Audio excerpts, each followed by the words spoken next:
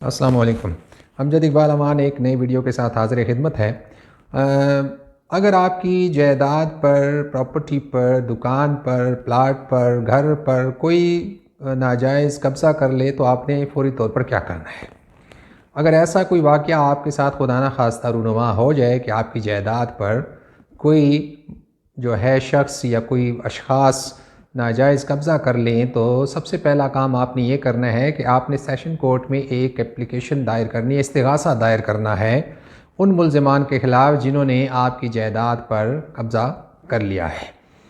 तो session court जो है फ़ौरी तौर पर मुतल्लिक़ा SHO को हिदायत जारी करेगी कि वो अपनी रिपोर्ट पेश करे। तो मुतल्लिक़ा SHO जो है वो 15 दिन के अंदर अंदर अपनी रिपोर्ट दायर करेगा सेशन कोर्ट में। तो सेशन कोर्ट मुतल्लिक़ा SHO को हिदायत जारी करेगी कि उस शख्स को या अशख़ास से ये जायदाद जो है इस आदमी को वागुज़ार करके दे दी जाए, और इस सिलसिले में अदालत जो है उनके ख़िलाफ़ कानूनी कार्रवाई भी कर सकती है, और इस नाजायज़ कब्ज़े की सूरत में जो है 10 साल कैद भी सुना सकती है।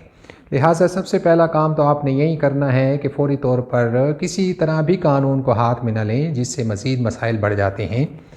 आपने सेशन कोर्ट में इस्तिग़ासा दायर कर देना है और सेशन कोर्ट आगे मुतल्लिक़ा SHO को हिदायत जारी कर देगी कि वो इनके ख़िलाफ़ रिपोर्ट पेश करे, जो SHO विदिन 15 डेज़ पेश करेगा, और सेशन कोर्ट आपकी उस रिपोर्ट की जो है रोशनी में आपकी जायदाद उससे वापस दिलवाएगी, और उन मुल्ज़िमान को 10 साल सज़ा भी हो सकती है।